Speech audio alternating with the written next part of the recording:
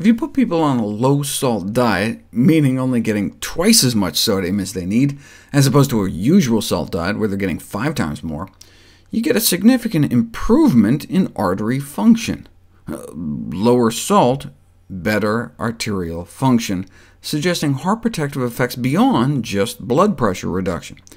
Now, this was after dropping people's salt intake by about a teaspoon a day for 2 weeks. What if you only dropped salt intake by like a half teaspoon a day? You still get a significant improvement in artery function, and it happens within just 2 days of reducing one's salt intake, or even after a single meal. A high-salt meal, which is to say just a typical amount of salt consumed in a commonly eaten meal, can significantly suppress artery function within 30 minutes. Here's what happens 30, 60, 90, 120 minutes after a meal with just a pinch of salt in it. Here's what happens after the same meal, but with a quarter teaspoon of salt in it. A significant suppression of arterial function. Now, is this in addition to the spike in blood pressure from salt, or because of the spike in blood pressure?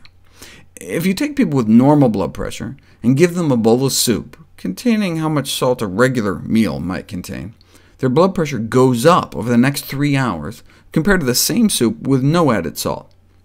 Now, this doesn't happen to everyone. This is just the average response. Some people are resistant to the effects of salt on their blood pressure. So what if you repeated the artery function experiment on them? Unfortunately, the title kind of ruins the suspense and gives it away.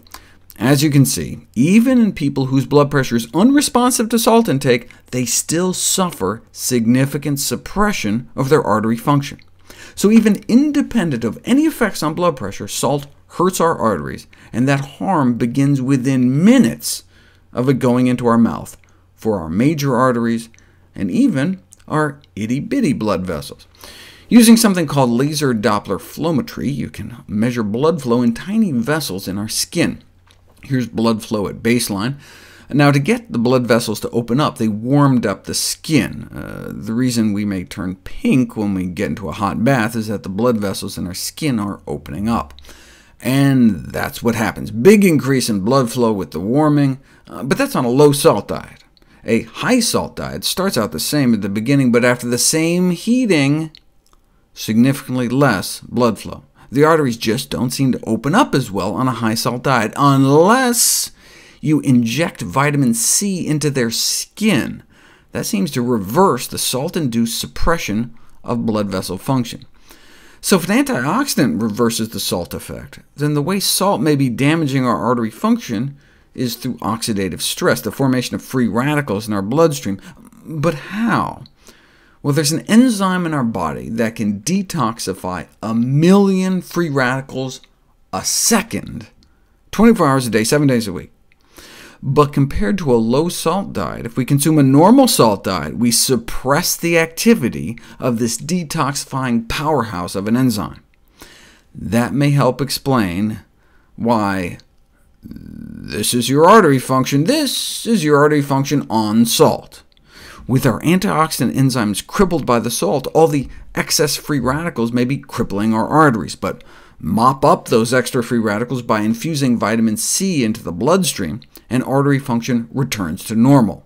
Whereas on a low-salt diet, if you drip vitamin C into people's veins, nothing happens, because our antioxidant enzymes are already taking care of business, and haven't been shackled by the sodium of a normal salt diet.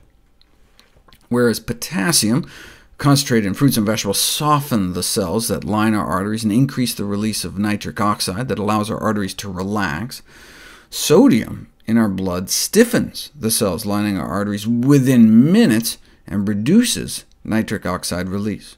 The more salt, the less nitric oxide is produced. One salty meal, and not only does our blood pressure go up, but our arteries literally stiffen. That's why we could figure out that too much salt was bad for us 4,000 years ago. Maybe we don't need a double-blind trial, maybe we don't need to follow people out for a decade. You may just have to feed someone a bag of potato chips and take their pulse.